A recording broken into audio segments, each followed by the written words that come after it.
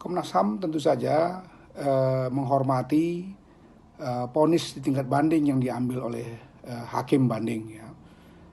Sebagai lembaga negara kami menghormatinya, juga menghormati keputusan-keputusan lain.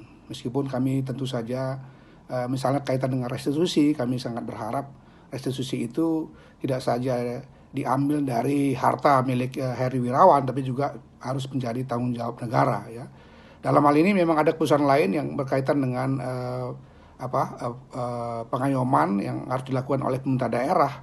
Saya kira ini juga satu keputusan yang sangat baik, dan kami berharap pemerintah daerah sungguh-sungguh tidak saja memperhatikan para korban, tetapi juga anak-anak dari hasil perkosaan ini ya, sehingga kemudian masa depan mereka bisa dijamin ke depannya nanti.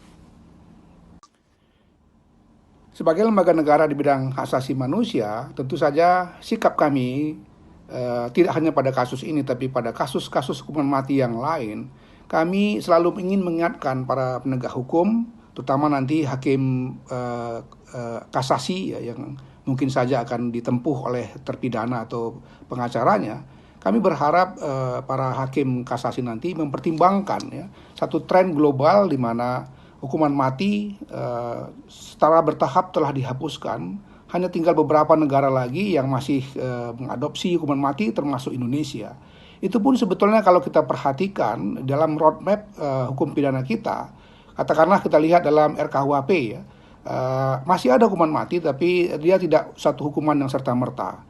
Masih diberikan juga kesempatan kepada terpidana mati misalnya untuk dalam satu periode tertentu di asesmen, dievaluasi, dan manakala terpidana mati itu melakukan perubahan-perubahan sikap misalnya, maka hukuman mati terhadap terpidana masih dimungkinkan untuk diturunkan kepada hukuman yang lebih ringan. Sebagaimana tadi dijelaskan dalam nilai-nilai hak asasi manusia yang universal, telah ada satu tren ya yang bersifat global di mana hukuman mati itu diabolisi atau dihapuskan. Kalau kita melihat dalam konstitusi kita, Undang-Undang Dasar 1945 pasal 28I ayat 1 misalnya, di situ juga dikatakan bahwa hak untuk hidup itu adalah merupakan hak yang tidak bisa dikurangi atau dibatasi dalam kondisi apapun. Karena itu dia merupakan satu hak asasi yang absolut. Sekali lagi juga kalau kita lihat kajian-kajian terkait dengan penerapan hukuman mati, tidak ditemukan korelasi antara penerapan hukuman mati dengan efek jera atau pengurangan tindak pidana. Apakah itu tindak pidana kekerasan seksual, tindak pidana terorisme misalnya, atau narkoba, dan tindak pidana yang lainnya. Karena itu sekali lagi kita menginginkan ada satu peninjauan yang sebaik-baiknya dari hakim kasasi nanti, manakala misalnya terpidana mati ini Heri Wirawan maupun pengacaranya mengajukan kasasi.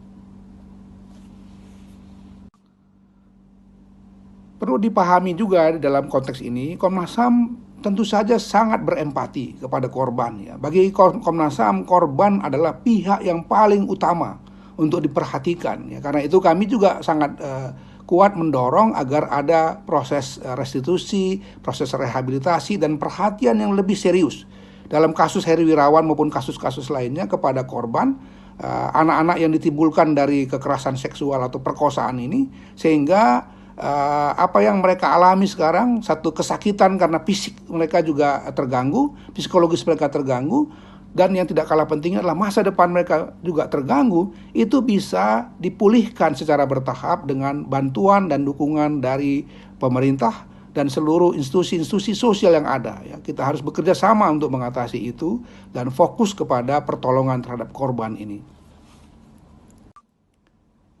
Kita tahu kasus Heri Wirawan ini bukan satu-satunya kasus yang terjadi di negara kita. Ada beberapa kasus lain yang terjadi juga pada institusi agama, baik institusi agama Islam maupun institusi agama lainnya, di mana kekerasan atau praktek-praktek perkosaan, pelecehan seksual itu terjadi dari orang-orang yang justru dipercaya untuk mengelola institusi pendidikan agama itu kepada murid-muridnya atau siswa-siswanya, juga kepada orang-orang sekitarnya.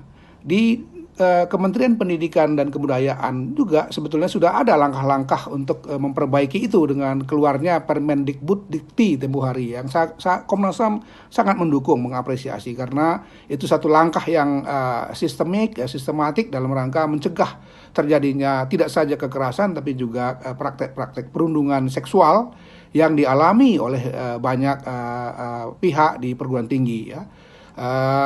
Yang paling penting juga adalah penghormatan terhadap hak asasi manusia dan perlindungan terhadap korban-korban, rehabilitasi pada mereka itu juga perlu dibenahi dalam sistem yang kita punyai selama ini, terutama dalam sistem pendidikan keagamaan yang seringkali dengan menggunakan jargon-jargon keagamaan tapi sebetulnya ada satu praktek-praktek kejahatan yang terselubung.